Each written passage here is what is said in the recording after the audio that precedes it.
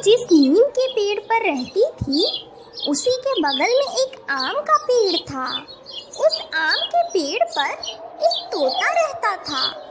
उसका नाम था भोला। वो बस नाम का ही भोला था।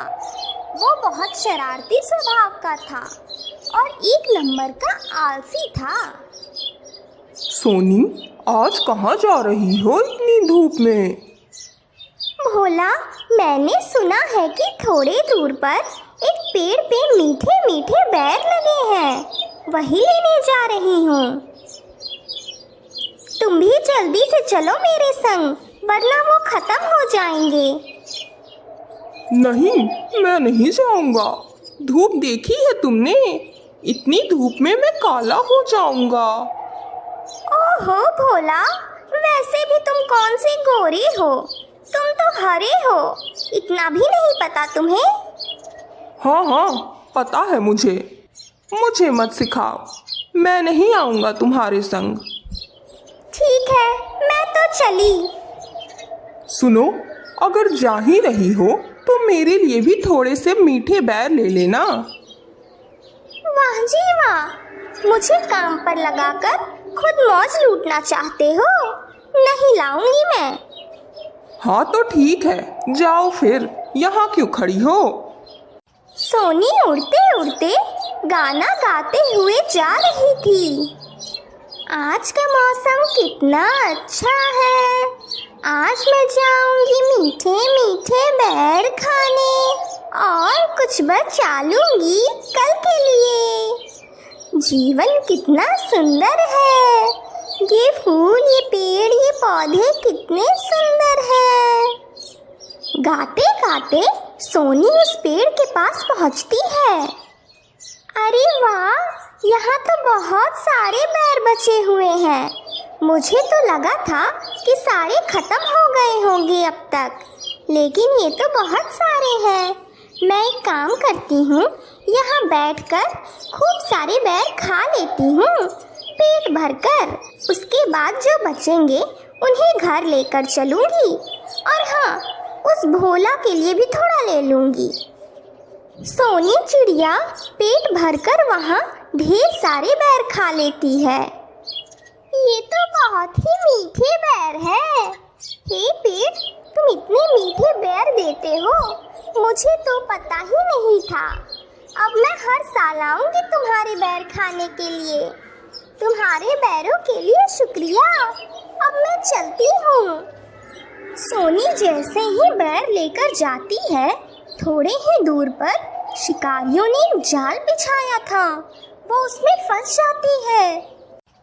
हे भगवान, ये क्या हो गया है? मैं तो इस जाल में फंस गई। अब मैं कैसे निकलूं? कोई मेरी मदद करो, मेरी मदद करो कोई। धीरे धीरे शाम हो जाती है, पर वहाँ कोई नहीं आता सोनी की मदद करने के लिए। इधर भोला तोता अपने घर पे सोनी का इंतजार कर रहा था। ये सोनी कहाँ रह गई? मैं कब से उसका इंतजार कर रहा हूँ। पहले तो कभी उसने इतनी देर नहीं की। वो जल्दी आए तो मैं उसके बैर चुरा के खा लूं। मुझसे अब बर्दाश्त नहीं हो रहा है।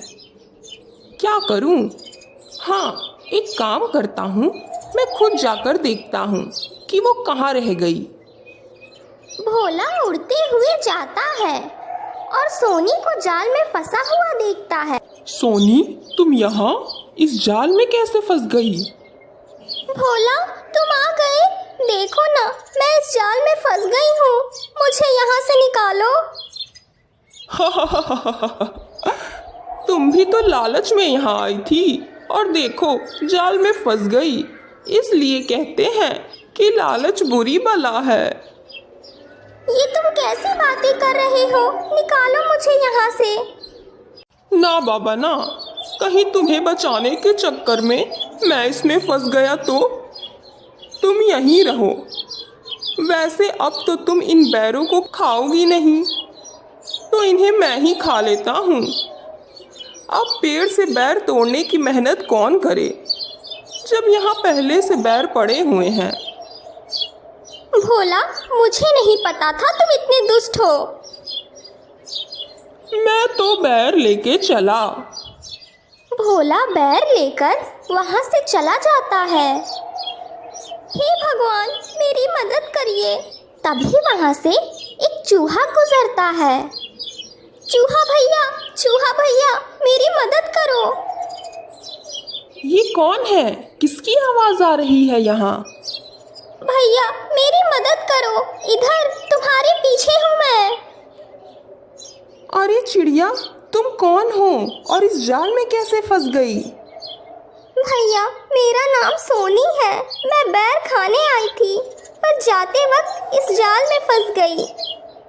हाँ, यहाँ शिकारी अक्सर जाल बिछाते हैं क्योंकि इस बगीचे में बहुत मीठे मीठे फल उगते हैं।